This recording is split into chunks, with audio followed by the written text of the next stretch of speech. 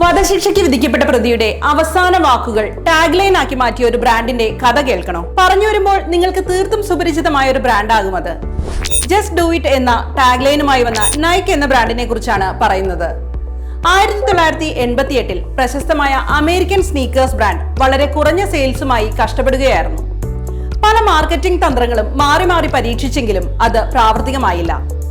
ആളുകളെ പിടിച്ചു നിർത്തുന്ന, ആകർഷിക്കുന്ന ഒരു ബ്രാൻഡ് സ്ട്രാറ്റജിയുടെ അഭാവമായിരുന്നു പ്രധാന പ്രശ്നം. മാർക്കറ്റിംഗ് രംഗത്തും ബ്രാൻഡിംഗ് രംഗത്തും സമൂലമായൊരു മാറ്റം നൈക്കിന് അനിവാര്യമായിരുന്നു.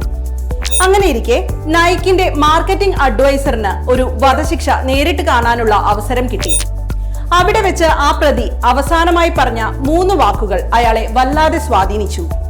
ലെറ്റ്സ് ഡു ഇറ്റ്, അഥവാ ഇത് നടപ്പിലാക്കൂ എന്നാണ് ആ പ്രതി അവസാനമായി പറഞ്ഞത്. മനസ്സിലുടക്കിയ ഈ വാചകത്തെ അദ്ദേഹം ഒന്നുകൂടി ഭംഗിയാക്കി എഴുതി, ജസ്റ്റ് ഡു ഇറ്റ് എന്നാക്കി. പിന്നീട് നടന്നത് ചരിത്രമായി മാറി.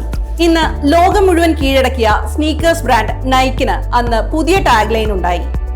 ഈ ഒരു ടാഗ്ലൈനിൽ നൈക്കിന്റെ മാർക്കറ്റിംഗ് ക്യാമ്പയിൻ വലിയ രീതിയിൽ ശ്രദ്ധിക്കപ്പെട്ടു. ബ്രാൻഡിന്റെ സെയിൽസ് കൂടാനും ഇത് വലിയ കാരണമായി മാറി. ലോകത്ത് ഇത്തരത്തിൽ ഒരാളുടെ മരണത്തിൽ നിന്നും ബ്രാൻഡിന്റെ ടാഗ്ലൈൻ ജനിക്കുന്നത് ആദ്യത്തെ സംഭവമാകാം.